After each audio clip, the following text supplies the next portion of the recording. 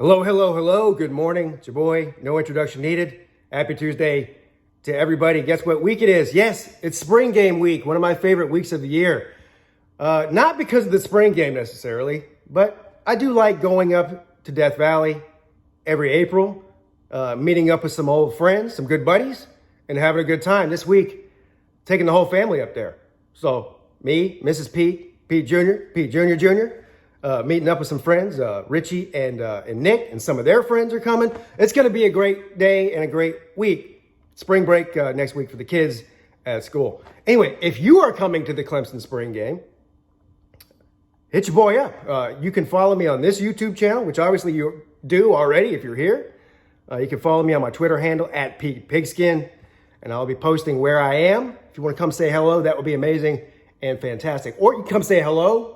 Or a lot of you, I know you want to come beat me up. I hear a lot of that. When I see you, I'm going to kick your ass or whatever. Look, I'll tell you where I'm at. You can come beat me up. That'll be fun, too, and very interesting. And I'm sure it'll happen, too.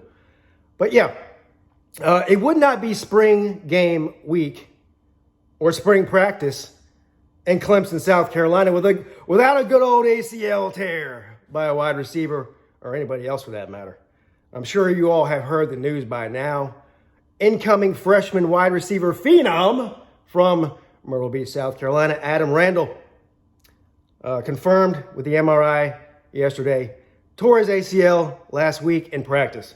Terrible, terrible news. I mean, and look, I know that that every team goes through this every spring. You have, key players or guys that you're excited about seeing that are coming in that get injured and they're out for the year or the majority of the year or whatever it is. Serious injuries, extended period of time, require surgery.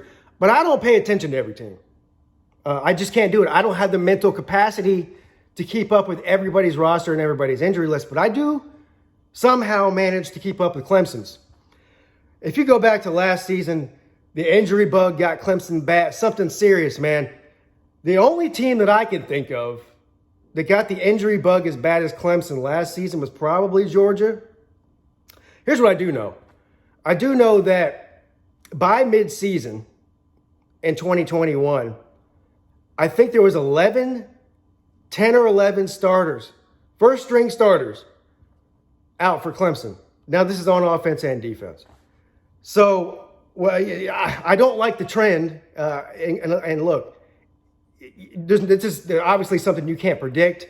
And anytime these teams have a string of injuries like this, and not just minor injuries, right? But tearing ligaments and things like that, you always start to say, what's the issue? I hear this a lot from South Carolina fans, especially. It's like, what's going on with strength and conditioning? There's got to be some sort of issue with that. I don't think so. I think that you just have to chalk it up to bad luck. Now, there is something to be said for some of these fake turf, fake surfaces. Now, pretty much every team these days that I know of has an indoor facility. Clearly, if you have an indoor facility, you have fake turf.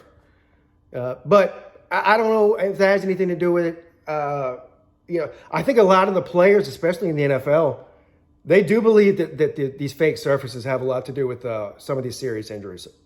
I don't know. I'm not a scientist. I'm certainly not a doctor. But anyway, bad news for Adam Randall. So the timetable for him, I mean, it used to be if you got an ACL tear and you had to have surgery, you're donezo for 12 months. Just forget about it. We're not going to see you till next year. That's it. Over the past 4 or 5 years, there have been a lot of players, both at the college level and in the pro level, 6-7 months, and they're back in the game, man. So I don't know. I have a feeling even if he were somehow able to come back in 6 to 7 months, that puts him into September, October. And I don't know what capacity as a true freshman he would be used at that point in the season coming off of a surgery of an ACL tear. I just don't know how much they would risk it. I'm not saying he's not going to play.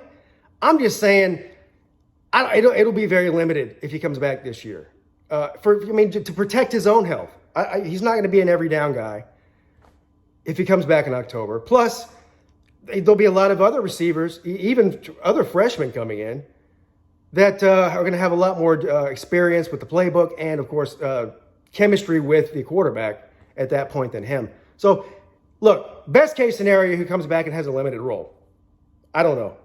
But, I mean, this is a serious a guy that everybody was looking forward to seeing, including your boy here. I've been hyping this guy up all offseason. Now, the wide receiver room for Clemson is not in bad shape by any stretch of the imagination. So this isn't like the death blow to the offense or anything. But it is a little bit of a blow to the depth. I mean, you have some serious players, right? Bo Collins and Dakari Collins, true freshmen last year. Both of them looked amazing. And I expect them to pick up right where they left off and get better. E.J. Williams, another guy last year battling injury. One of the many receivers on Clemson's team last year that were battling injury. But yeah, E.J. Williams is expected to be a big-time player on the Clemson offense this year. Joe Ngata, another guy battling a lot of injuries his first few years. And quite honestly, Joe Ngata and this guy that got hurt, Adam Randall, I expected those to be the two big guys on the outside.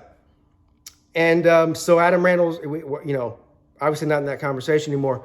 Looking forward to seeing what Troy Stellato looks like. Looking forward to seeing what Will Taylor looks like.